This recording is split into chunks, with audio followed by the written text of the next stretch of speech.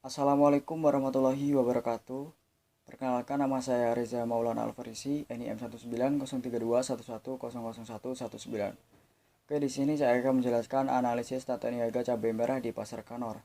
Yang pertama, pendahuluan. Cabai merupakan salah satu komoditas hortikultura yang memiliki nilai ekonomi penting di Indonesia. Nilai ekonominya yang tinggi menjadi daya tarik pengembangan budidaya cabai bagi petani.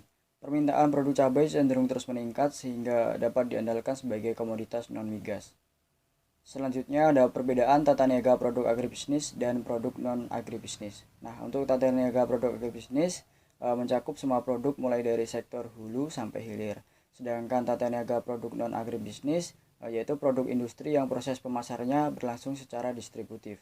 Selanjutnya, analisis tata niaga cabai merah. Yang pertama ada analisis pendekatan lembaga, yaitu pendekatan pada pemasaran yang melibatkan bagaimana barang-barang berpindah dari produksi ke konsumen akhir. Dari hasil wawancara yang saya lakukan, produk pertanian cabai tersebut dihasilkan dari pengepul dari Bojonegoro, kemudian dijual langsung oleh pengecer. Pengecer melakukan penjualannya di pasar. Nah, untuk transportasi sendiri menggunakan truk. Yang kedua ada pendekatan fungsi, merupakan tata niaga yang mempelajari dari segi banyaknya kegiatan yang dilakukan untuk menyalurkan produk ke produsen ke konsumen. Dalam analisis pendekatan ini ada tiga macam, yaitu ada fungsi pertukaran, fungsi fungsi dan fungsi penunjang.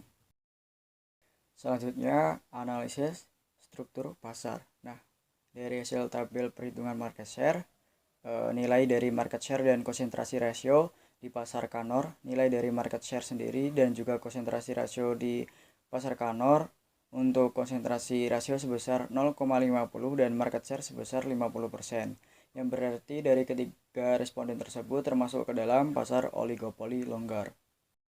Selanjutnya, analisis perilaku pasar pada komoditas cabai.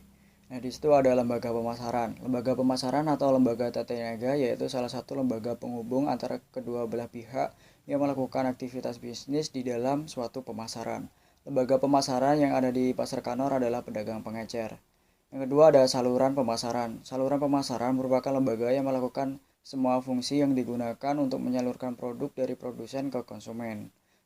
Untuk lembaga pemasaran di Pasar Kanor ini ada tiga saluran pemasaran. Selanjutnya, analisis penampilan pasar. Berikut ini adalah analisis penampilan pasarnya.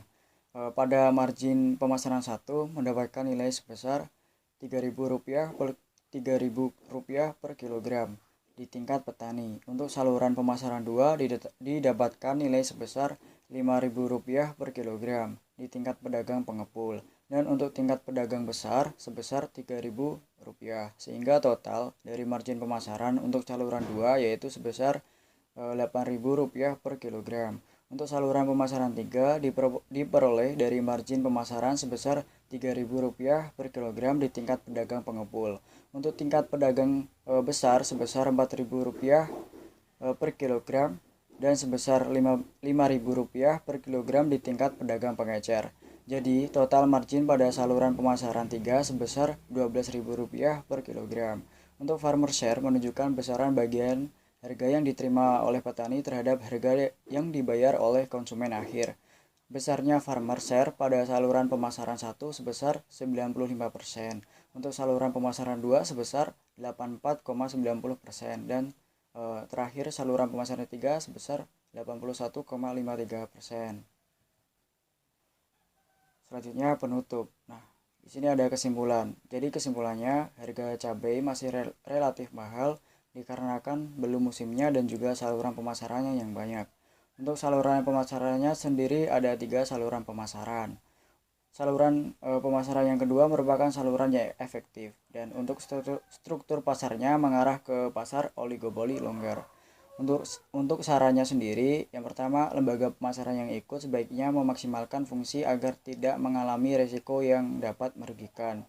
Yang kedua, meningkatkan hubungan kerjasama antara pedagang besar dan pedagang pengepul. Lembaga pemasaran yang ikut serta sebaiknya memaksimalkan fungsinya agar tidak mengalami resiko kerusakan yang dapat merugikan.